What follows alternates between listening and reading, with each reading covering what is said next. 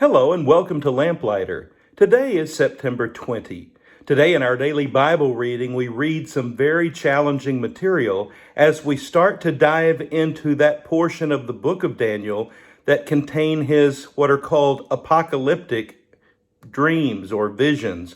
Now, the word apocalyptic simply means hidden, and that's what they were intended to be. It's kind of a coded language, a very mysterious language. And it's difficult for even us in the 21st century to read these words and completely understand or interpret what's going on. I want to remind us as we read readings like this, we've already seen language similar to this in the book of Ezekiel. As a matter of fact, Daniel's visions are going to be somewhat comparable to Ezekiel's visions about which we have already read.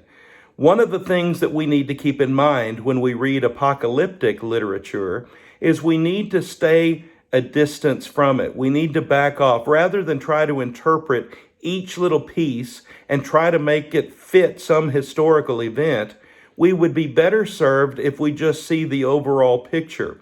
And so that's what I want to try to do with you today as we talk about this section of Daniel.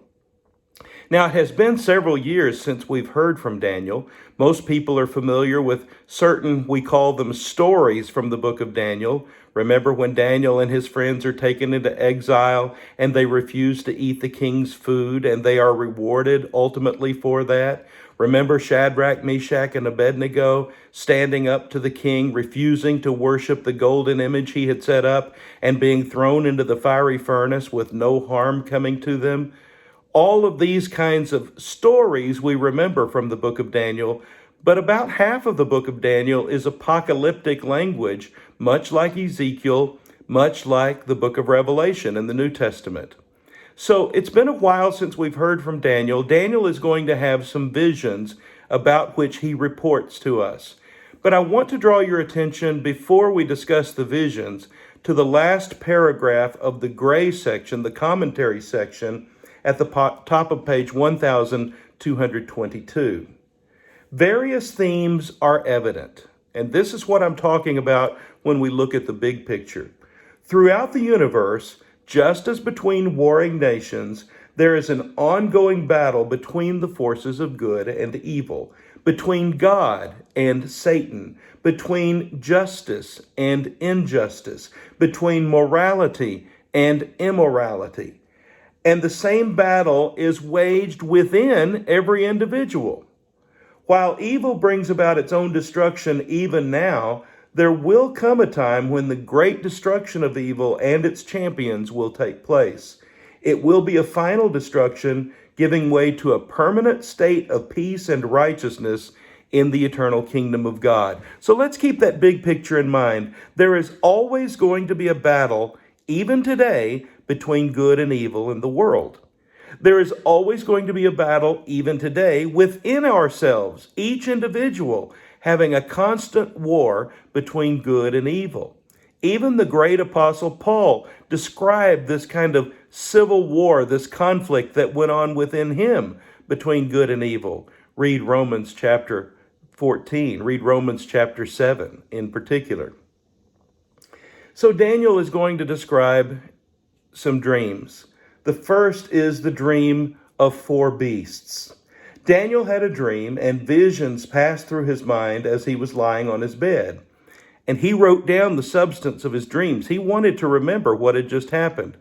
He goes on to describe these four beasts, each very unique from the other. He's not exactly sure what is going on. As a matter of fact, he says, "In my vision at night I looked, and there before me was one like a son of man coming with the clouds of heaven. He approached the Ancient of Days and was led into his presence. He was given authority, glory, and sovereign power. All peoples, nations, and men of every language worshiped him. His dominion is an everlasting dominion that will not pass away, and his kingdom is one that will never be destroyed." So it's almost like this vision had two sides. First, there were these horrible beasts who were wreaking destruction all across the world. But then there is this one he describes as a son of man who has all power, all sovereignty, and represents good. Then we're going to see the interpretation. I, Daniel, was troubled in spirit, and the visions that passed through my mind disturbed me, he writes. The four great beasts, he is told, are four kingdoms that will rise from the earth. But the saints of the Most High will receive the kingdom and will possess it forever, yes, forever and ever. Now here's the summation. These four beasts, these ugly, destructive beasts, are real. They represent four real kingdoms that are going to wreak havoc upon the world. But those who belong to God are always going to be victorious. There is hope resounded here. Daniel has a number of questions, and he says, as I watched, this horn was waging war against the saints and defeating them until the Ancient of Days came and pronounced judgment in favor of the saints of the Most High, and the time came when they possessed the kingdom. The fourth beast, he is told, is a fourth kingdom. And this kingdom will appear on the earth. It will be different from all the other kingdoms. It will devour the whole earth, trampling it down and crushing it. Those 10 horns that you saw, he is told, are 10 kings who will come from this kingdom. Many scholars believe this is describing the reign, the empire of Rome. After them, another king will arise, different from the earlier ones. He will subdue 3 kings. He will speak against the Most High and express his saints and try to change the set times and the laws. The saints will be handed over to him for a time, times, and a half time. But the court will sit, and his power will be taken away and completely destroyed forever. Then the sovereignty, power, and greatness of the kingdom under the whole heaven will be handed over to the saints, the people of the Most High. His kingdom will be an everlasting kingdom, and all rulers will worship and obey him. And again, you read about these horrible times that are coming. These beasts are linked to 4 specific kingdoms that are going to rule and ravage the earth. But in each case, when the explanation is being given, Daniel is told that the saints of God, those who are his people, are going to ultimately be victorious. And that's the message we need to continue to grasp. Then Daniel, a couple of years later, sees another vision. This one, he says, is in the 3rd year of King Belshazzar's reign, when I, Daniel, had a vision after the one that had already appeared to me. In this vision, it's going to be a vision of a ram and a goat. And these animals themselves are also very powerful. He says, I heard a holy one speaking, and another holy one said to him, how long will it take this vision to be fulfilled? The vision concerning the daily sacrifice, the rebellion that causes desolation, and the surrender of the sanctuary and of the host that will be trampled underfoot. When will all these bad things seemingly happen? And then the interpretation is given. He is told, understand that the vision concerns the time of the end. The 2-horned ram that you saw represents the kings, very specifically here, of Media and Persia.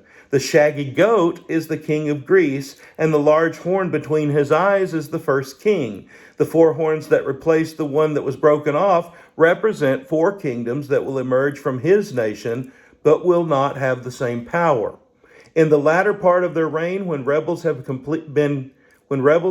completely wicked, a stern-faced king, a master of intrigue, will arise. He will become very strong, but not by his own power. He will cause astounding devastation and will succeed in whatever he does. He will destroy the mighty men and the holy people. He will cause deceit to prosper, and he will consider himself superior. When they feel secure, he will destroy many and take his stand against the prince of princes. Yet he will be destroyed, but not by human power. Again, this king, this devastating one, is going to cause all kinds of damage. It looks like the people of God even are being defeated, but then he himself will be defeated, and it says not by human hands. Daniel says, he's told to seal up the vision because it concerns the distant future. And Daniel says, I was exhausted after this and lay ill for several days. And I want to draw your attention to the commentary statement at the end of this section. Daniel himself did not know exactly what to make of all he had seen. and any difficult questions which the visions may raise should not obscure the more obvious message of hope which the visions clearly bring. And that's the point. Even Daniel doesn't really understand what he's seeing. But the point is this: there is always evil in the world. It oftentimes appears that evil is winning, that wicked people are prospering. But the ultimate response is, and the ultimate reminder is, this story is not about evil, it's about good. This is a story about God. God prevails. God wins. So even when we get disheartened and discouraged, remember this: there is no one bigger, there is no one more powerful than our God who loves us and who died to save us. Isn't it great to be a lamplighter? His word is a lamp to our feet and a light to our path. I hope you have a blessed day.